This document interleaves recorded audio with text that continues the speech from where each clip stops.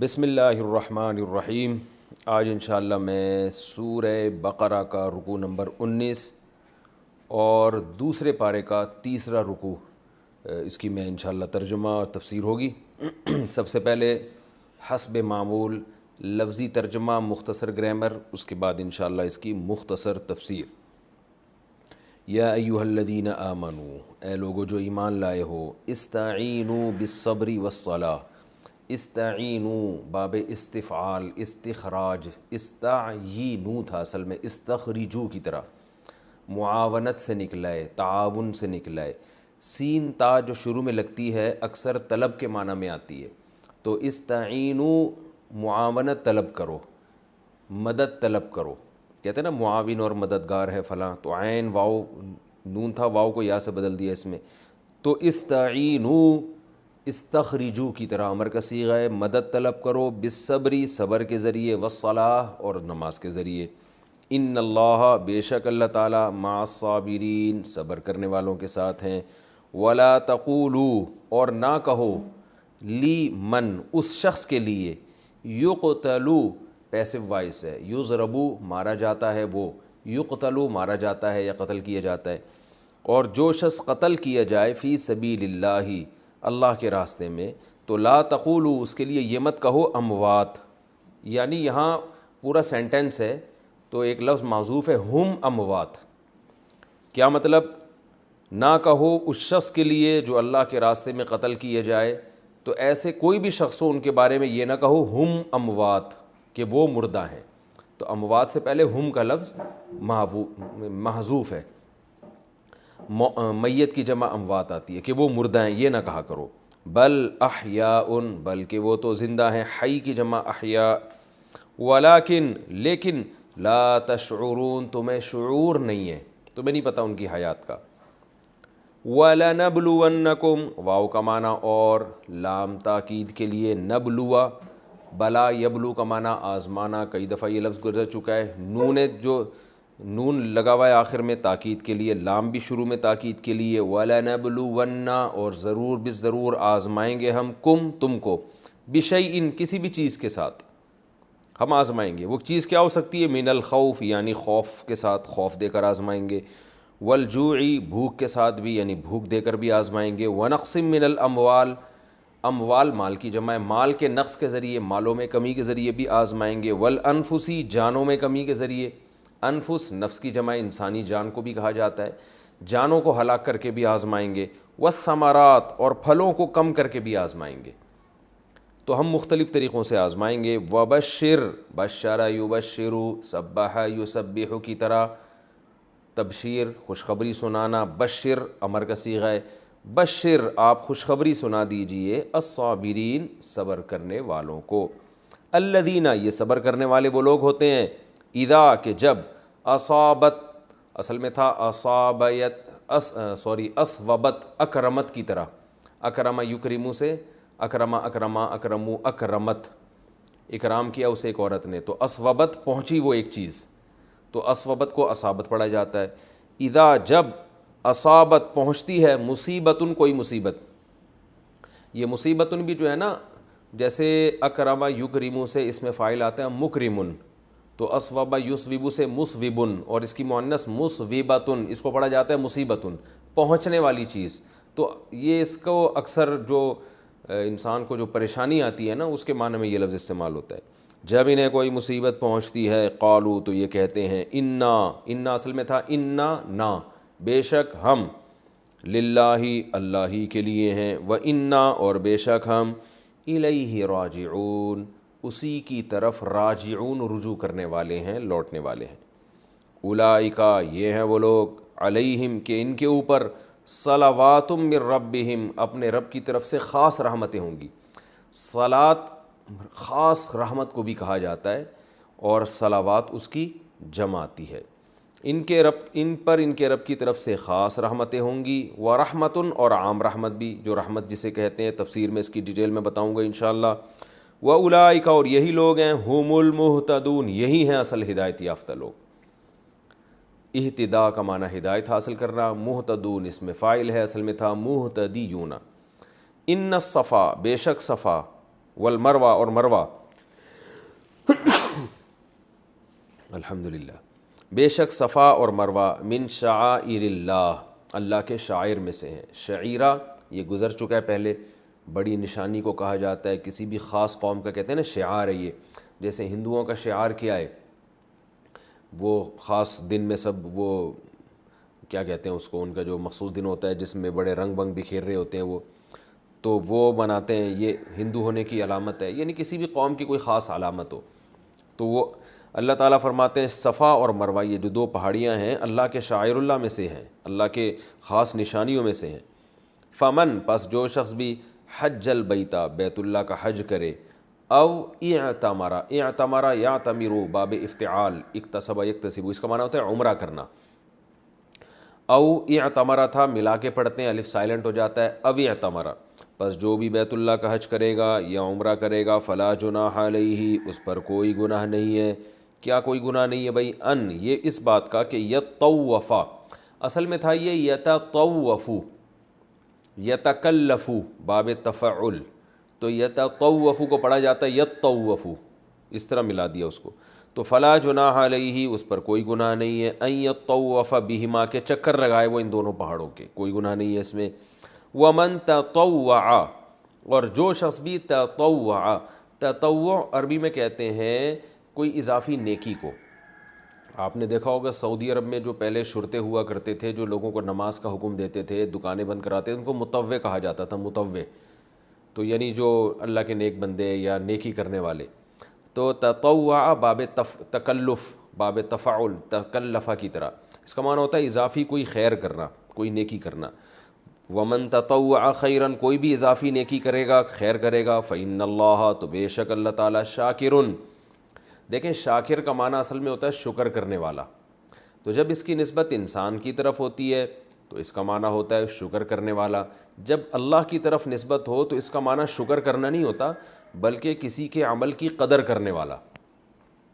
دیکھیں جو آدمی شکر گزار ہوتا ہے وہ بھی قدردان ہوتا ہے نا، آپ پر کسی نے احسان کیا، آپ نے اسے احسان کا بدلہ دیا، تو ہم کہتے ہیں بھائی یہ اس نے اس کے احسان کی قدر کی ہے، نعمت کی قدر کی ہے، تبھی تو اس کا بدلہ دیا۔ تو انسان جب بدلہ دیتا ہے تو اس کو قدردان کے بجائے شکر گزار کہتے ہیں۔ اللہ جب بدلہ دیتا ہے تو شکر نہیں، اللہ شکر کیوں ادا کرے گا، تو بلکہ اس کو قدردان کہا جائے گا کہ اس نے ہمارے عمل کی قدر کی ہے۔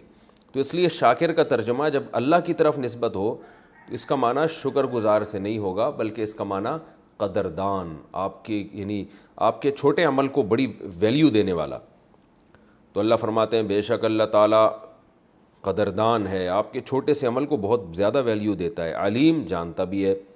ان الذین، بے شک وہ لوگ، یکتمون، کتم یکتمو کا معنی کئی دفعہ آ چکا ہے، یکتمون چھپانا، بے شک وہ لوگ جو چھپاتے ہیں، ماں اس چیز کو، انزلنا جو ہم نے نازل کی، من البینات واضح دلائل، جو ہم نے واضح دلائل حق کے نازل کیے ہیں، جو لوگ اس کو چھپاتے ہیں، والہدا، اور ہدایت کو چھپا دیتے ہیں، من بعدی، بعد اس کے کہ، من بعدی ماں، یہ پورا ایک ہی لفظ ہے، بعد اس کے کہ، بیناہ، بین یبینو، سبح یسبح کی طرح، بینا، سبحنا، بینا کا معنی بیان کر دیا، بعد اس کے کہ ہم نے اس کو بیان کر دیا ہے، للناسی، لوگوں کے لیے، فی الکتاب، کتاب میں، آسمانی کتاب میں ہم بیان بھی کر چکے ہیں، اس کے باوجود وہ لوگ اس کو چھپاتے ہیں۔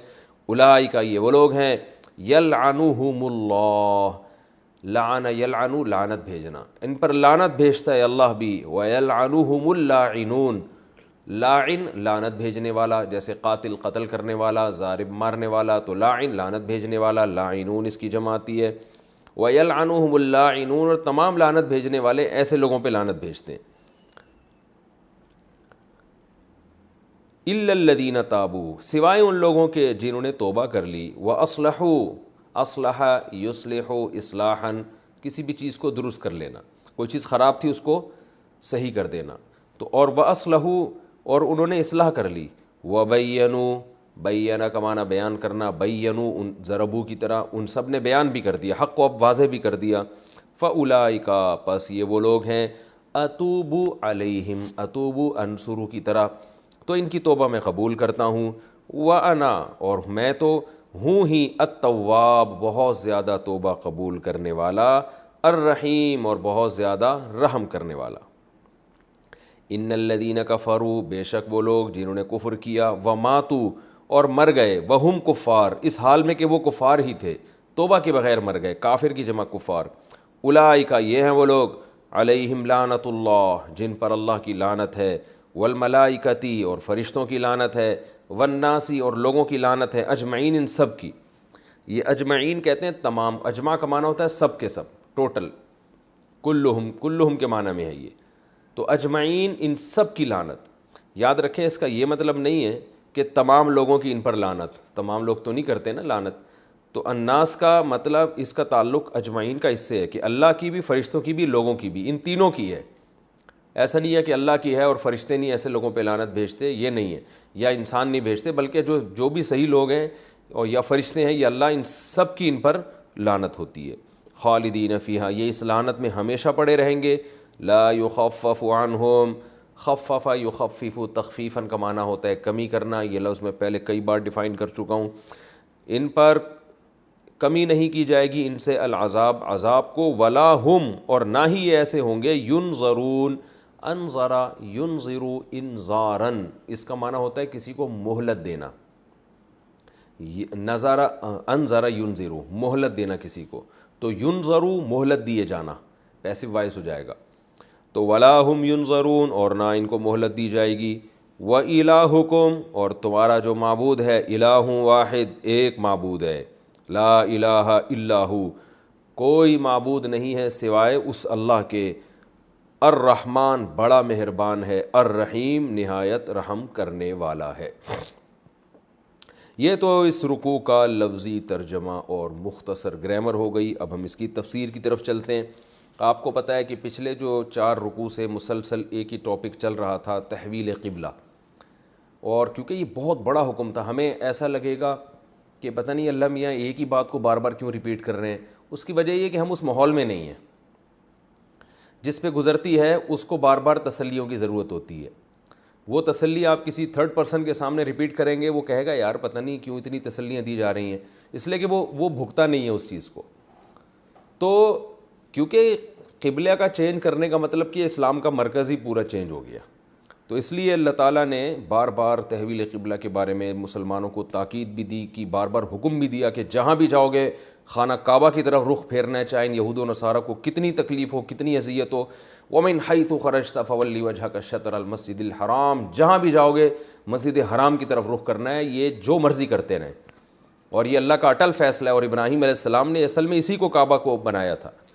تو اسی مضمون کی تکمیل کے طور پر اللہ نے اب مسلمانوں کو صبر کی تلقین کی ہے کہ تمہیں یہ ٹینشنیں ملتی رہیں گی، زبان سے بھی اور بھی بہت ساری پریشانیاں، تو انہی پریشانیوں میں سے کچھ پریشانیوں کا ذکر ہے، اور شروع میں صبر کی تلقین ہے۔ یا ایھا الذین آمنوا، اے لوگو جو ایمان لائے ہو، استعینوا بالصبر والصلاۃ، صبر اور نماز کے ذریعے مدد طلب کرو۔ یعنی جب تمہیں غم ہو نا تو 2 چیزیں ایسی ہیں جو تمہارے لیے سہارا بنیں گی، تمہیں موٹیویٹ کریں گی۔ آج سارا زور ٹیبلٹ پہ لگایا ہوا ہے، نفسیاتی ڈاکٹر بھی عام طور پر گولیاں دے دیتے ہیں ڈپریشن کی، آپ سو جاؤ، آرام کرو۔ 2 چیزیں کسی بھی شخص کے لیے بہت ضروری ہیں مصائب کو جھیلنے کے لیے۔ وہ کیا ہے؟ ایک صبر، صبر کا معنی روکنا، اپنی بریکوں کو ٹائٹ کرنا چاہیے۔ واویلا مچانا، بات بات پہ چیخ و پکار کرنا، اور بات بات پہ چھوٹی چھوٹی باتوں پہ ایک پورا طوفان بدتمیزی کھڑا کر لینا، یہ شریعت کی نظر میں کوئی پسندیدہ کام نہیں ہے۔ تو اس لیے اللہ نے فرمایا اپنے آپ کو روکنا سیکھو، بریکیں مضبوط کرو اپنی۔ آج کیا کہتے ہیں دنیا، کیا ہمیں سکھاتی ہے کہ غصے کو، جب غصہ آ رہا ہو نا تو نکال دینا چاہیے، اس سے انسان ٹھنڈا ہو جاتا ہے۔ نہ نہ نہ، یہ شریعت کی تعلیمات نہیں ہے۔ وقتی طور پہ ٹھنڈا ہوتا ہے، لیکن پھر اس میں غصے کو برداشت کرنے کی طاقت آہستہ آہستہ ختم ہو جاتی ہے، کیونکہ انسانی فطرت یہ ہے کہ جس چیز، جو قوت آپ کی استعمال ہوگی نا، وہ قوت بڑھتی ہے۔ میں اکثر مثال دیتا ہوں، آپ اگر اپنے ہاتھوں سے ویٹ اٹھاتے رہیں گے تو ہاتھ مضبوط ہوں گے، ویٹ اٹھانے کی طاقت بڑھے گی، کم نہیں ہوگی۔ تو غصے کو جب برداشت کرنا سیکھیں گے تو برداشت کرنے کی قوت بڑھے گی آپ کی، اور اگر غصہ جب آیا آپ نے نکال دیا، اگل دیا، تو اس سے آپ کی بریکیں فیل ہو جائیں گی۔ تو غصہ جاری کر کے ٹھنڈا ہوتا ہے انسان، لیکن وقتی طور پہ ہوتا ہے، اندر سے وہ بگڑتا رہتا ہے۔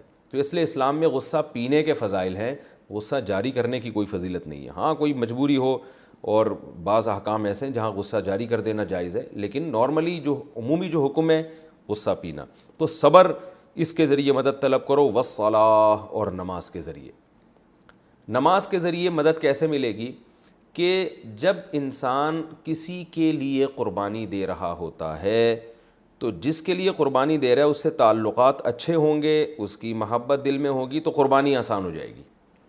اب مسلمان پر جو کچھ آزمائش آتی ہے وہ تو اسلام پہ چلنے کی وجہ سے آ رہی ہے نا. تو اسلام پہ چل رہا ہے اللہ کے لیے، تو جب اللہ سے دوستی مضبوط ہوگی تو پھر یہ قربانی اور یہ صبر اس کے لیے آسان ہو جائے گا.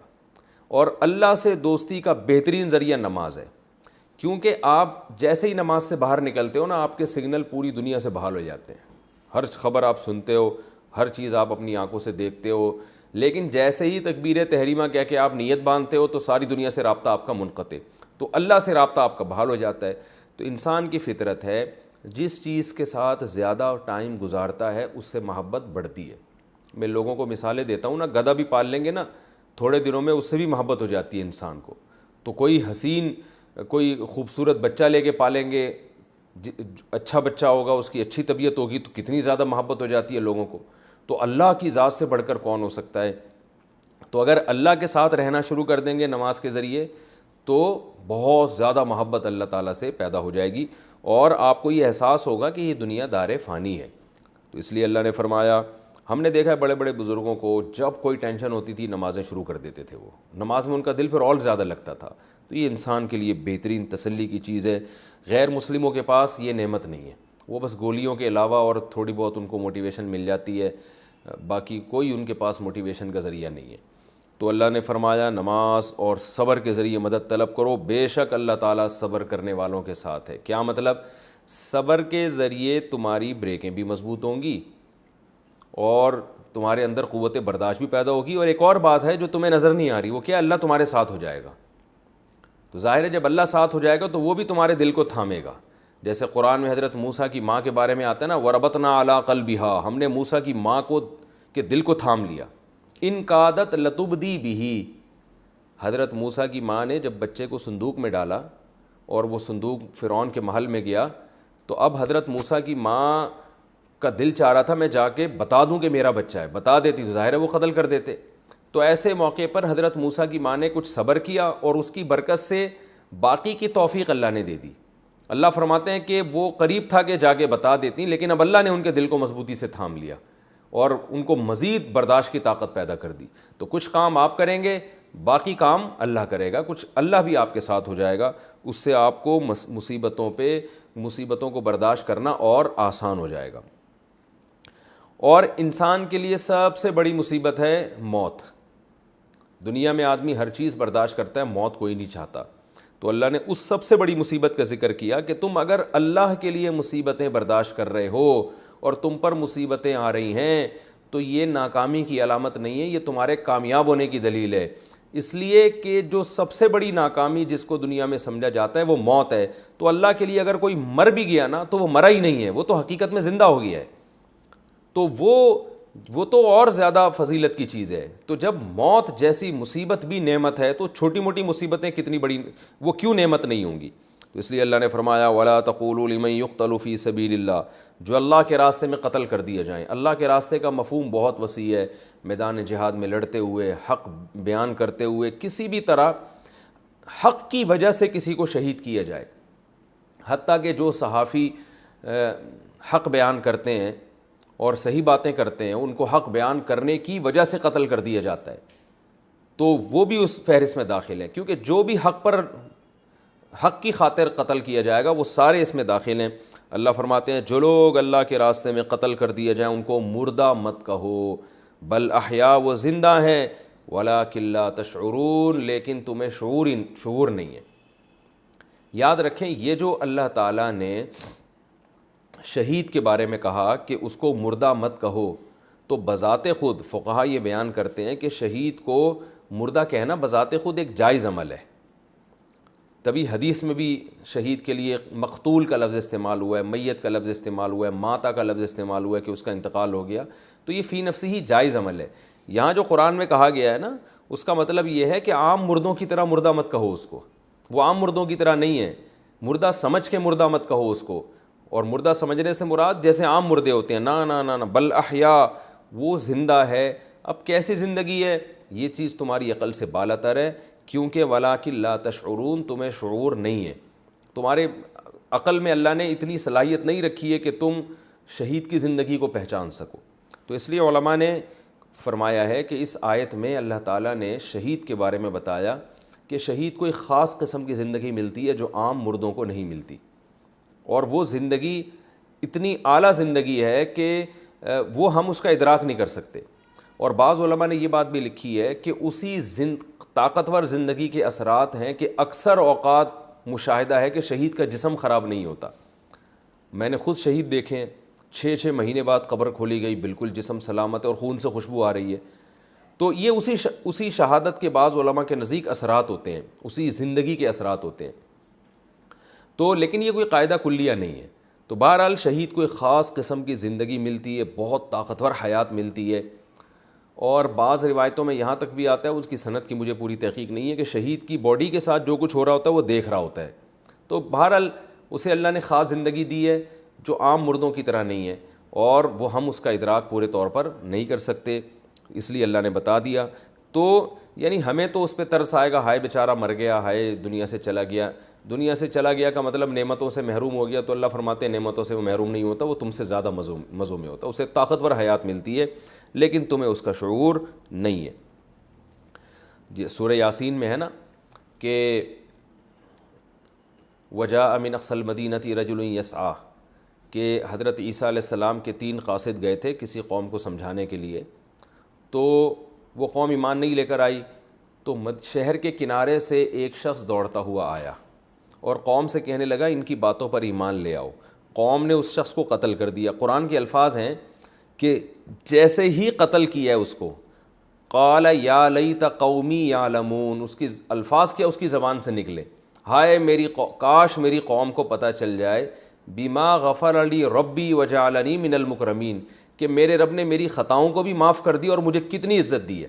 یعنی قوم تو سمجھ رہی ہے کہ ایک لاش پڑی ہوئی ہے, اور اس کے الفاظ یہ ہیں کہ کاش میری قوم کو پتہ چل جائے کہ اللہ نے مجھے کتنی عزت دی اور میں کتنے مزے میں ہوں, تو یہ سارے ایمان لے آئیں. یہ تو گویا لاش پہ میری یعنی افسوس کر رہے ہیں بندہ ہم نے مار دیا. تو اتنا بڑا اللہ نے شہید کو مقام دیا ہے کہ وہ عام مردوں کی طرح نہیں ہے. عام مردوں کے ساتھ الگ معاملات ہوتے ہیں, شہید کے ساتھ الگ معاملات ہوتے ہیں. تو اس کو جو موت کے بعد جو اس کی زندگی ہے وہ اس زندگی سے کروڑہ گنا اچھی ہوتی ہے. تو اس معنی میں کہا گیا کہ اس کو مردہ, عام مردوں کی طرح مردہ مت کہا کرو. تبھی اللہ نے شہید کے لیے اسلام نے جو ہے نا ایک لفظ الگ سے وضع کیا ہے, شہید کا لفظ, جو دنیا میں کسی قوم کے پاس نہیں ہے. تو کیونکہ مردہ کہنے میں اس کی بے اکرامی ہے, کیونکہ لوگ اس کو عام مردوں کی طرح سمجھیں گے, تو اس لیے اسلام نے اس کو پروٹوکول دیا کہ جو حق کی خاطر جان دیتا ہے اس کو شہید کا لفظ کہا جائے گا. اور یہ اتنا مبارک مقدس لفظ ہے کہ اس لفظ میں وہ وحشت نہیں ہے جو کسی کو مردہ کہنے میں وحشت ہے. کہتے ہیں نا 3 آدمی مرے پڑے ہوئے تھے تو ایک دم وحشت ہوتی ہے, لیکن جب آپ کہتے ہیں تین جو ہے نا 3 شہید میں نے اپنی آنکھوں سے دیکھے, فوراً دل میں ان کی ایک قدر پیدا ہوتی ہے, یار یہ تو بڑے مبارک لوگ ہیں, شہید ہیں. تو یہ اتنا مبارک لفظ ہے کہ اب غیر مسلم بھی اسلام سے یہ لفظ ادھار لے کر اپنے مردوں پہ فٹ کر رہے ہیں. آپ دیکھیں ہندو فوجی جب ہلاک ہوتے ہیں تو ان کے لیے تو ہلاکت کا لفظ ہے, کیونکہ وہ اس لیے ہلاکت کا لفظ ہے کہ یہ اسلام کا لفظ یہ تو صرف مسلم کے لیے استعمال ہو سکتا ہے, غیر مسلم کے لیے تو اسلام نے یہ لفظ وضع ہی نہیں کیا. لیکن غیر مسلم بھی مجبور ہیں کہ اپنے مردوں کو وہ بھی شہید کے لفظ سے تعبیر کر رہے ہیں, وہ بھی جناب اپنے جو بھی حق کی خاطر, ان کے خیال میں جو بھی حق کی خاطر لڑکے قتل ہوتا ہے تو اس کے لیے شہید کا لفظ استعمال کر رہے ہیں وہ. تو اس لیے اللہ نے فرمایا کہ وَلَٰكِن لَا تَشْعُرُونَ, تو جب یہ اللہ کے راہ میں مرنا اتنا مبارک عمل ہے جو سب سے بڑی مصیبت ہے, تو چھوٹی موٹی مصیبتوں کی بھی ایک فضیلت ہے اور اس پہ صبر کرنے سے تمہیں ثواب ملے گا, کیونکہ وہ سب اللہ کی خاطر ہے. وَلَنَبْلُوَنَّكُمْ بِشَيْءٍ مِّنَ الْخَوْفِ, رہا یہ مسئلہ کہ اللہ تو ہمیں آزماتا کیوں ہے, ٹینشنیں دیتا کیوں ہے, پھر صبر اور نماز کی تلقین کرتا ہے, کسی کو کوئی قتل ہوتا ہے تو شہادت کے فضائل سناتا ہے, تو ہمیں ٹینشن دے ہی نہیں, دنیا میں ہی جنت کے مزے دے دے. تو اللہ نے اگلی آیت میں فرمایا نا ایسا نہیں ہو سکتا. وَلَنَبْلُوَنَّكُمْ, ہم تمہیں ضرور آزمائیں گے, مختلف طریقوں سے آزمائیں گے. سب کے ساتھ آزمائش ایک جیسی نہیں ہوگی، وہ مختلف طریقے کے ہیں. بشیء من الخوف، خوف مسلط کر دیں گے تم پر دشمن کا. تم حق پر ہوگے، لہذا دنیا تمہارے خلاف سازشیں کرے گی جس کی وجہ سے تم خوف میں رہو گے. اور آج دیکھ لینا کیا کچھ ہو رہا ہے دنیا میں، اہل اسلام کے خلاف ساری دنیا جانتی ہے. تو خوف مسلط رہے گا تمہارے اوپر. والجوع، بعض دفعہ بھوک مسلط ہو جائے گی، معاشی لحاظ سے تم کمزور ہونا شروع ہو جاؤ گے. ونقص من الاموال، مالوں میں کمی ہونا شروع ہو جائے گی. والانفسی، جانیں ہلاک ہونا شروع ہو جائیں گی، قتل و غارت شروع ہو جائے گی. والثمرات، تمہارے پھلوں میں کمی ہونا شروع ہو جائے گی. تو مختلف طریقوں سے تمہاری معیشت کو بھی نقصان پہنچے گا، تمہارا جانی نقصان بھی پہنچے گا، تمہارا امن بھی تباہ ہوگا، کیونکہ دنیا تمہارے پیچھے پڑے گی. اور یہ سب چیزیں انفرادی طور پر بھی ہو سکتی ہیں، فرد واحد کے ساتھ بھی ہو سکتی ہیں، اور قومی سطح پہ بھی ہو سکتی ہے. لیکن اللہ نے فرمایا وبشر الصابرین، جو اس موقع پہ صبر کرے گا اے نبی آپ اس کو خوشخبری سنا دیں. لیکن یاد رکھیں نبی صلی اللہ علیہ وسلم نے اللہ سے صبر مانگنے سے اور مصیبتیں مانگنے سے منع کیا. یہ تو اللہ تعالیٰ کی طرف سے ہے، لیکن ہمیں حکم یہی ہے کہ ہم اللہ سے عافیت مانگیں. اے اللہ ہمیں آزمائشوں میں نہ ڈال، تو نے اگر ہمیں آزمانا بھی ہے تو ہمیں نعمتیں دے کے آزما، خوب نعمتیں دے ہمیں، اور پھر اس میں ہمیں شکر کی توفیق عطا فرما. یہ دعا مانگنی چاہیے اللہ تعالیٰ سے. آگے اللہ نے صبر کرنے والوں کی ایک علامت بیان کی ہے، اور ایسی علامت بیان کی ہے کہ وہی علامت صبر کا ذریعہ بھی ہے، مصیبتوں کو برداشت کرنے کا ایک بہترین ایک دوا بھی ہے. فرمایا الذین، یہ وہ لوگ ہیں، صابرین کسے کہتے ہیں، اذا اصابتہم مصیبہ، جب ان کو کوئی مصیبت پہنچتی ہے، قالوا، تو یہ کیا کہتے ہیں، انا للہ، ہم اللہ کے لیے، اللہ کے غلام ہیں. تو مالک کو حق ہے کہ وہ غلام کے ساتھ جیسا چاہے سلوک کرے. ہم پہ ہماری مرضی نہیں چلے گی، ہم تو غلام ہیں، تو غلام پہ آقا کی مرضی چلتی ہے. دیکھیں یہ جانوروں کو ہم جب پالتے ہیں نا تو ان پہ ہماری مرضی چلتی ہے. گھوڑے کی لگام ہمارے ہاتھ میں ہوتی ہے، تو اب گھوڑا ہمارے حساب سے چلتا ہے، اپنے حساب سے چلے گا، ہم مار کے پھینک دیں گے اس کو، ذبح کر کے پھینک دیں گے اس کو، کیونکہ ہم نے اس کو خریدا ہے، ہم اس کے مالک ہیں. تو اب گھوڑے کو یہ اعتراض کا حق نہیں ہے کہ بھائی مجھے ادھر کیوں لے کے جا رہے ہو، مجھے ادھر کیوں لے کے جا رہے ہو، مجھے پہاڑوں پہ کیوں چڑھا رہے ہو، مجھے پہاڑ سے نیچے کیوں اتار رہے ہو، مجھے دریا کیوں پار کروا رہے ہو. تو گھوڑے کو اگر یہ اعتراض کرے تو گھوڑے سے کہا جائے گا بھائی تجھے خریدا ہے تیرے مالک نے، وہ تیرا مالک ہے. تو ہمیں گھوڑے پر اتنی ملکیت نہیں ہے جتنی اللہ کو ہماری ذات پہ ملکیت حاصل ہے. لہذا کچھ بھی ہو رہا ہے تو ایمان والے یہ سوچ کے صبر کرتے ہیں انا للہ، ہم اللہ کے غلام ہیں، بھائی ہم پہ ہماری مرضی تھوڑی چلے گی، بلکہ ہم پہ اللہ کی مرضی چلے گی. ورنہ ہر انسان چاہتا ہے دنیا میں کوئی غم آئے نہیں، سارے مسئلے پورے ہوں، پوری دنیا کا بادشاہ میں بن جاؤں، سب سے زیادہ پیسہ میرے پاس، سب سے خوبصورت میں ہوں، سب سے زیادہ جوانی میرے پاس، سب کچھ میرے مسئلے حل ہو جائیں. تو ہر آدمی چاہتا ہے، تو ہوگا ایسا نہیں. تو ہم پہ ہماری مرضی نہیں، اللہ کی چلے گی، یہ سوچ کے صبر کرتے ہیں. وَإِنَّا إِلَيْهِ رَاجِعُونَ، اور ہم نے جانا بھی اس کے پاس ہے. یہ اگلے جملے میں اور تسلی ہے. کیا مطلب؟ کہ اللہ نے وعدے کیے ہوئے ہیں کہ صبر کرو گے تو میں تمہیں اجر دوں گا. تو ہم نے جب جانا اس کے پاس ہے تو ہم اس کو خوش کر کے جائیں نا، تاکہ ہمیں نوازے وہ. تو خوشی اسی میں ہے کہ صبر کر لو. تو یہ دو جملے سوچ کے ان کو تسلی مل جاتی ہے. آج یہ انا للہ و انا الیہ راجعون لوگوں کی زبانوں پہ تو بہت ہوتا ہے، لیکن مفہوم دماغ میں نہیں ہوتا. چیخ بھی رہے ہوتے ہیں انا للہ و انا الیہ راجعون بھی پڑھ رہے ہوتے ہیں، اور واویلا بھی کر رہے ہوتے ہیں، اور سارے الٹے کام کر رہے ہوتے ہیں مصیبت میں، اور آخر میں انا للہ و انا الیہ راجعون کہہ دیتے ہیں. تو یہ سوچ کے یہ الفاظ کہنے کی فضیلت ہے. ایسے ہی زبان سے کہنے کا کوئی خاص فائدہ نہیں ہے اس میں. سوچ کے کہ ہم اللہ کے غلام ہیں اور ہم نے اسی کی طرف لوٹ کر جانا ہے، اور ہمیں اس پر وہ اجر دے گا. حدیث میں آتا ہے کہ مسلمان کو ایک کانٹا بھی اگر لگتا ہے تو آپ صلی اللہ علیہ وسلم نے فرمایا حتی الشوکۃ یشاکھها، صحیح حدیث ہے، اس پہ بھی اس کا گناہ معاف ہوتا ہے ایک کانٹے کے بدلے میں بھی. اور اگر اس کے اعمال میں گناہ نہیں ہو تو اس کے نیکیوں میں اضافہ ہو جاتا ہے. اور ایک حدیث میں آتا ہے آپ صلی اللہ علیہ وسلم نے فرمایا قیامت کے دن ایک شخص آئے گا، دیکھے گا میزان میں اتنی نیکیاں، اتنا اجر، وہ کہے گا میں نے تو نہ اتنی تہجد پڑھی، نہ اتنے روزے رکھے، یہ نیکیاں کہاں سے آئیں؟ تو اسے بتایا جائے گا کہ تم کو فلاں موقع پر مصیبت پہنچی تھی، تم نے صبر کیا تھا، فلاں موقع پر تمہارے بچے کی موت واقع ہوئی، تم نے صبر کیا، فلاں موقع پہ تمہیں کانٹا لگا، تم نے صبر کیا، فلاں موقع پہ تمہیں فلاں شخص نے برا بھلا کہا، اس کی وجہ سے تمہیں جو ٹینشن ہوئی. تو یہ ساری چیزیں اس کے اعمال میں ترازو میں رکھی جائیں گی. تو اس کی یہ تمنا ہوگی کہ کاش میں نے زندگی میں کبھی خوشی نہ دیکھی ہوتی، اور اللہ نے ساری زندگی مجھے مصیبتوں میں ہی رکھا ہوتا. اور ایک اور حدیث میں آتا ہے رسول اللہ صلی اللہ علیہ وسلم نے فرمایا کہ قیامت کے دن میزان کے ترازو میں صبر سے زیادہ وزنی کوئی نیکی نہیں ہوگی. تہجد بھی نیکی ہے, نماز بھی نیکی ہے, اور روزے بھی نیکی ہے, صدقات و خیرات بھی نیکی ہے, لیکن نبی نے کیا فرمایا؟ سب سے وزنی نیکی کیا ہے؟ مصیبت میں صبر کرنا. اور صوفیہ کرام کا ایک جو تجربہ ہے وہ کہتے ہیں کہ اللہ کا قرب جتنا صبر اور مصیبتوں کے ذریعے حاصل ہوتا ہے اتنا دنیا میں کسی چیز کے ذریعے حاصل نہیں ہوتا, کسی عبادت کے ذریعے حاصل نہیں ہوتا.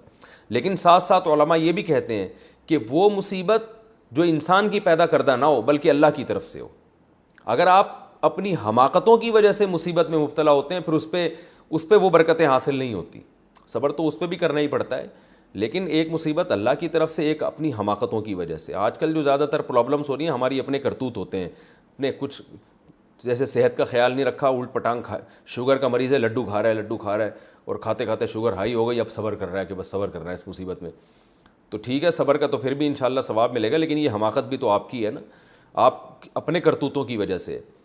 تو اس لیے علماء کہتے ہیں کہ اپنے کرتوت کی وجہ سے نہ ہو بلکہ آپ صحیح چل رہے ہیں لیکن پھر بھی اللہ نے کوئی مصیبت آپ کے مقدر میں لکھ دی ہے تو اس پہ صبر کرنے سے انسان کے اللہ کا قرب بہت زیادہ اس کو نصیب ہوتا ہے. اور اس سے بڑی مسلمان کے لیے کوئی نعمت ہے ہی نہیں کہ اسے اللہ کا قرب مل جائے. یہی اصل مقصود ہے اس دنیا میں ہمارے آنے کا. فرمایا اولئک علیہم صلوات من ربہم, یہ ہیں وہ لوگ جو مصیبتوں میں جب صبر کرتے ہیں تو یہ ہیں وہ لوگ. دیکھو اللہ اولئک گویا ہاتھ سے اشارہ کر رہی, یہ ہیں وہ لوگ جن پر ان کے رب کی طرف سے خصوصی رحمتیں بھی ہوں گی اور رحمت عام رحمت بھی. صلوات اور رحمت میں کیا فرق ہے؟ دیکھیں رحمت کہتے ہیں گویا کوئی شخص پریشانی میں مبتلا ہو اور اسے مبتلا دیکھ کر آپ کو اس پہ ترس آ جائے, اس ترس کی وجہ سے جو آپ میں جذبہ پیدا ہوتا ہے اس کو رحم کہا جاتا ہے. جیسے ہم کہتے ہیں نا یار فلاں کی حالت قابل رحم ہے, لوگ کہتے ہیں نا قابل رحم ہے, یعنی بیچارے پر ترس آ رہا ہے, دل چاہ رہا ہے اس کو کچھ دے دو. جیسے بھکاریوں کو دیکھ کے بعض دفعہ ترس آ جاتا ہے, رحم آ جاتا ہے. کسی خارشی کتے کو آپ دیکھتے ہیں ٹینشن میں ہوتا ہے, وہ اسے دیکھ کے رحم آ جاتا ہے اس کے اوپر, انسان اسے پانی پلا دیتا ہے وغیرہ وغیرہ. صلوات ترس والی رحمت کو نہیں بلکہ اضافی جو گویا آپ غریبی میں کسی کو کچھ دے رہے ہیں تو یہ رحمت سے اوپر کا درجہ ہے. یہی وجہ ہے کہ رسول اللہ صلی اللہ علیہ وسلم کے لیے جب رحمت کی دعا مانگی جائے گی تو رحمت کا لفظ استعمال نہیں کیا جاتا, صلاۃ کا لفظ استعمال کیا جاتا ہے. ہم یہ کہتے ہیں اللہم صلی علی محمد, یہ نہیں کہتے اللہم ارحم محمد صلی اللہ علیہ وسلم, اللہ محمد صلی اللہ علیہ وسلم پر رحم فرما, یہ نہیں کہتے. کیوں رحم کا لفظ کیوں استعمال نہیں کرتے؟ اس لیے کہ نبی کے دنیا سے جانے کے بعد جب ہم یہ کہیں گے اللہ نبی پر رحم فرما تو اس میں گویا اس طرف اشارہ ہے کہ نبی کوئی معاذ اللہ خدا نخواستہ کسی پریشانی میں ہے, ٹینشن میں ہے, تو ہم اللہ سے کہہ رہے ہیں کہ اپنے نبی پہ ترس کھا. تو اس میں نبی صلی اللہ علیہ وسلم کی ایک قسم کی توہین ہے, بلکہ آپ کے دنیا سے جانے کے بعد اللہ نے آپ کو ایسے اعلیٰ حالت میں رکھا ہے کہ اب آپ پہ جو ہے نا کوئی ایسی کنڈیشن ہی نہیں ہے کہ آپ پہ کوئی ترس کھائے, بلکہ اب صلوات کا موقع ہے کہ اللہ اپنی طرف سے اضافی رحمتیں نازل فرما آپ پر, اضافی آپ کو نعمتیں عطا فرما. تو اس لیے نبی کے لیے صلوات کا لفظ استعمال کیا جاتا ہے, رحم کا لفظ نہیں. اور بعض علماء نے یہ حکمت لکھی ہے کہ رسول اللہ صلی اللہ علیہ وسلم کا نماز جنازہ بھی اسی لیے نہیں پڑھایا گیا کہ نماز جنازہ مغفرت کی دعا کے لیے مغفرت کے لیے ہوتا ہے, اور نبی انبیاء کے لیے مغفرت کی دعا جائز نہیں ہے, کیونکہ وہ جب دنیا سے جاتے ہیں ان کے اعمال میں گناہ ہوتا ہی نہیں ہے, تو ان کو مغفرت کی نہیں بلکہ اللہ کی اضافی رحمتوں کی ضرورت ہوتی ہے. تو اس لیے نماز جنازہ نبی کا ہوا ہی نہیں ہے بلکہ صلاۃ والسلام پڑھا گیا ہے.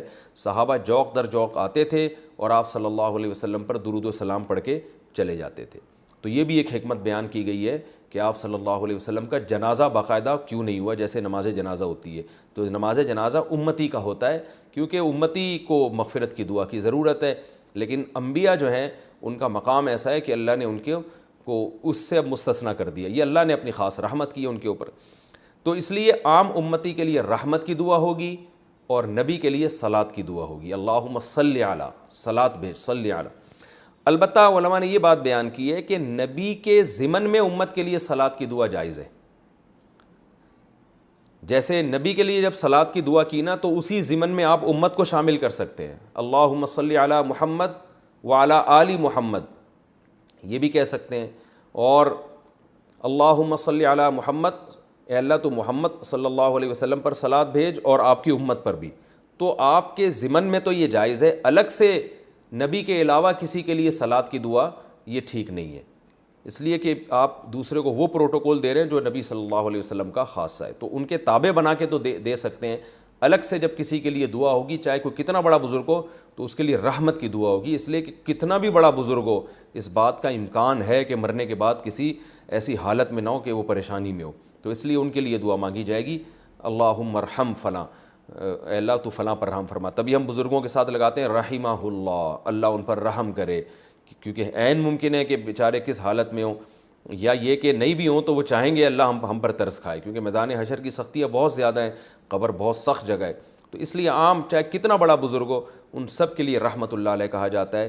پیغمبر کے لیے رحمۃ اللہ علیہ علیہ السلام یا علیہ الصلاۃ والسلام کہا جاتا ہے.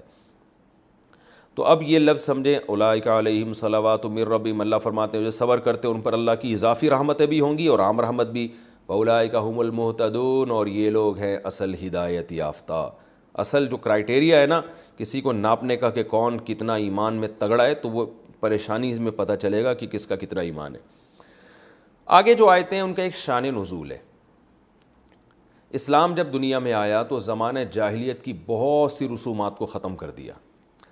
تو زمانہ جاہلیت میں جو صفا اور مروہ پہاڑی ہے جہاں حضرت ہاجرہ رضی اللہ تعالیٰ عنہ نے دوڑ لگائی تھی, تو زمانہ جاہلیت میں حج میں صفا مروہ کی سب سعی کیا کرتے تھے, تو یہ سعی صدیوں سے چلتی آ رہی تھی. اسلام جب دنیا میں آیا تو بہت سے صحابہ کو خیال ہوا کہ یہ ایک ایسے ہی ایک عجیب سی رسم لگتی ہے, ادھر سے دوڑے ادھر چڑھ گئے پھر ادھر سے اترے ادھر آ گئے, تو یہ کہیں ایسا نہیں ہے کہ غلط کر رہے ہو ہم. تو اس لیے بعض صحابہ نے نبی سے پوچھا یا رسول اللہ اس میں کوئی گناہ تو نہیں ہے, ہم صفا مروہ کی سعی کرتے ہیں. تو اس کا جواب قرآن میں نازل ہوا کہ زمانہ جاہلیت کی ہر چیز غلط نہیں ہے, بہت سی چیزیں ٹھیک بھی ہیں. ان میں سے ایک صفا مروہ کی سعی بھی ہے کہ یہ بالکل ٹھیک ہے. ان الصفا والمروہ من شعائر اللہ, فرمایا صفا مروہ کوئی جاہلیت کے شاعر میں سے نہیں ہے بلکہ شاعر اللہ میں سے ہے, اللہ کی نشانیوں میں سے ایک نشانی ہے. فمن حج البیت او اعتمر, لہذا جو کوئی حج کرے گا یا عمرہ کرے گا, فلا جناح علیہ ان یطوف بہما, اس پر کوئی گناہ نہیں ہے کہ طواف کرے وہ, یعنی طواف کا مطلب چکر لگائے. اس سے وہ طواف مراد نہیں ہے جو بیت اللہ کے گرد کیا جاتا ہے, اس سے مراد چکر یعنی جائے واپس آنا پھر جانا, جو 7 دفعہ سعی کی جاتی ہے, کوئی گناہ نہیں ہے. حضرت عائشہ رضی اللہ تعالیٰ عنہ سے کسی نے سوال پوچھا تھا کہ کیا صفا مروہ کی سعی کرنا ضروری ہے حج اور عمرے میں؟ انہوں نے فرمایا ہاں. تو انہوں نے قرآن کی آیت پڑھی کہ اللہ تو فرماتے ہیں کہ جو حج کرے عمرہ کرے اور سعی اگر وہ کر لے تو کوئی گناہ نہیں ہے. تو اس سے تو پتہ چل رہا ہے سعی کرنا جائز ہے, یہ تھوڑی پتہ چل رہا ہے کہ واجب ہے لازمی ہے, یہ کہاں پتہ چل رہا ہے؟ اس سے تو پتہ چل رہا ہے کہ بھئی کوئی اگر کر لے تو کوئی گناہ نہیں ہے. امی عائشہ رضی اللہ تعالیٰ عنہ نے جواب دیا, بڑی فقیہہ تھی, انہوں نے فرمایا کہ اگر اس آیت کا یہ مطلب ہوتا کہ صفا مروہ کی سعی ضروری نہیں ہے تو آیت کا انداز یہ نہیں ہوتا فلا جناح علیہ ان یطوف بہما, کہ اس پر کوئی گناہ نہیں ہے کہ ان کا چکر لگائے, بلکہ آیت یوں ہوتی فلا جناح علیہ اللہ یطوف بہما, کہ اس پر کوئی گناہ نہیں ہے کہ ان کا طواف نہ کرے. یہ بڑی ذہانت کی بات ہے امی عائشہ رضی اللہ, اس کے لیے آئی کیو لیول بہت اونچا ہونا چاہیے. تبھی علماء کہتے ہیں امی عائشہ نے جو یہ جواب دیا نا ساحل کو, یہ آپ کے مینٹل اپروچ کی ایک مینٹل لیول بہت ہائی تھا آپ کا, یہ بڑی یعنی حکمت کی بات ہے. اس سے پتہ چلتا آپ بہت بڑی فقیہہ تھیں. اب میں اس کو تھوڑا سا سمجھاتا ہوں. کیا مطلب؟ دیکھیں عبادت کے بارے میں کبھی یہ انداز نہیں ہوتا کہ تم اگر نماز پڑھ لو تو تم پہ کوئی گناہ نہیں ہے. عبادت کا انداز تو یہ ہوتا ہے کہ تم نماز اگر نہیں پڑھو گے تو کوئی گناہ نہیں ہے, اور پڑھ لو تو ثواب کی بات ہے, یوں ہوگا نا. تو امی عائشہ نے اپنے اس جواب میں اشارہ کر دیا کہ اصل میں یہ ایک سوال کا جواب ہے. سوال یہ پوچھا گیا تھا کہ صفا مروہ کی سعی میں گناہ تو نہیں ملے گا, زمانے جاہلیت کی رسم ہے, تو اللہ نے فرمایا کوئی گناہ نہیں ملے گا. اس میں اس سے بحث ہی نہیں ہے کہ صفا مروہ کی سعی کرنا لازم ہے یا نہیں, یہ آیت اس سے خاموش ہے, وہ ہمیں حدیث سے پتہ چلتا ہے کہ لازم ہے. پھر امی عائشہ نے جواب یوں دیا کہ اگر یہ آیت یہ بیان کرنے کے لیے آتی نا صفا مروہ کی سعی لازم نہیں ہے, تو پھر یہ سٹائل تھوڑی ہوتا, یہ انداز تھوڑی ہوتا کہ کوئی گناہ نہیں ہے طواف نہ کرو, بلکہ یہ انداز ہوتا کہ کوئی گناہ نہیں ہے کہ طواف مت کرو, یعنی طواف کرنا ضروری نہیں ہے. تو امی عائشہ نے اس کو جواب دیا کہ یہ اصل میں ایک سوال کی طرف اشارہ ہے, اس سوال کے جواب میں کہا جا رہا ہے. تو اس سے پتہ چلتا ہے کہ قرآن و سنت کو سمجھنے کے لیے جو ہے نا بہت فقاہت چاہیے، صرف لفظی آیتوں سے لوگ نہیں سمجھ لیتے قرآن، جیسے کہ آج کل بس لفظی ترجمہ سے اب ہر آدمی فنٹر بننے کی کوشش کر رہا ہے۔ تو اب باقی صفا مروہ کی سعی جو ہے حنفیہ کے نزدیک واجب ہے، بعض ائمہ کے نزدیک حج اور عمرے کا رکن ہے، اور بعض ائمہ کے نزدیک مستحب ہے۔ تو وہ ایک فقہی اختلاف ہے علماء کے درمیان، لیکن اتنا ضرور ہے کہ احناف کے ہاں اگر صفا مروہ کی سعی چھوڑ دی تو حج اور عمرہ تو ہو جائے گا مگر دم دینا پڑے گا آپ کو۔ ومن تطوع خیرا، اللہ فرماتے ہیں جو بھی خیر کا کام کرے گا، نیکی کرے گا، تو اللہ اس کی نیکی کا قدردان بھی ہے اور اسے جاننے والا بھی ہے۔ تو یہ رکوع ابھی ہمارا باقی ہے، اس رکوع کا تھوڑی سی تفسیر بھی باقی رہ گئی اور اس میں جو علمی نکات ہیں وہ بھی باقی رہ گئے، تو انشاءاللہ اگلے ایپیسوڈ میں اللہ تعالیٰ سمجھنے کی، عمل کی توفیق عطا فرمائے۔